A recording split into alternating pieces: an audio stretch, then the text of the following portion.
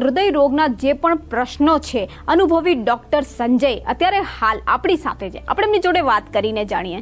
નમસ્કાર ડોક્ટર. નમસ્કાર ડોક્ટર, ખાસ જાણવા માંગીશ કે અત્યારે જે રીતના કોરોના કાળ ચાલી રહ્યો છે અને એની અંદર પણ આ હૃદય રોગને લઈને કેટલાક લોકોની અંદર વહેમ હોય કે કેટલીક બીમારીઓ અત્યારે ઉઠી રહી છે, તો એનો કોઈ ઉપચાર ખરી?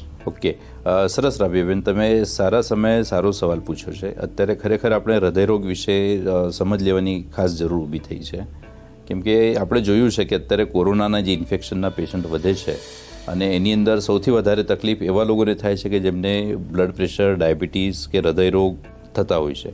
અને એને જ અત્યારે આપણે રિસર્ચની અંદરથી સાબિત થયું છે કે આ કોમોર્બિડ કન્ડિશન કહેવાય છે. એટલે એવી કન્ડિશન કે જે બીજા બધા પ્રોબ્લેમ ઓલરેડી ચાલતા હોય છે, પણ સીધું એ ડાયરેક્ટ કારણ નથી એના તકલીફ ઊભી થવાના. આપણે અત્યારે જે પણ બહાર ફરીએ છીએ તો આજુબાજુ આપણા હજારો લાખો જીવાણુ આપણી આજુબાજુ ફરતા હોય છે, પણ છતાં એ બધા જીવાણુઓનો આપણા ઉપર હુમલો થાય છે તો એ શરીર એની સામે લડી લે છે. તો એ લડવાની જે કેપેસિટી છે એને કહેવાય છે રોગ પ્રતિકારક શક્તિ.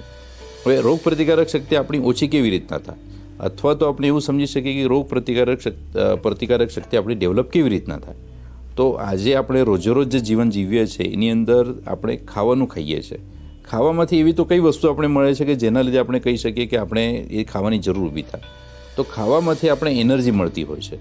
હવે આ જે એનર્જી છે એ કેલરીઝ તરીકે આપણે જેને કહેતા હોઈએ છીએ.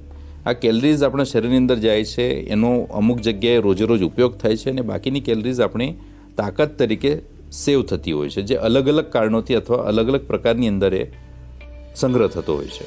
હવે જ્યારે આપણે કોઈ રોગ થતો હોય છે, જેમ કે બ્લડ પ્રેશર છે, ડાયાબિટીસ છે કે કોલેસ્ટ્રોલ છે કે વજન વધારે હોવું છે, આ 5 જે રોગ છે એ 5 રોગ એવા છે કે જે રોજેરોજની સિસ્ટમની અંદર વણાયેલા છે, જે પોતાનું કામ કરે જ છે પણ સાથે સાથે તકલીફ પણ આપે છે.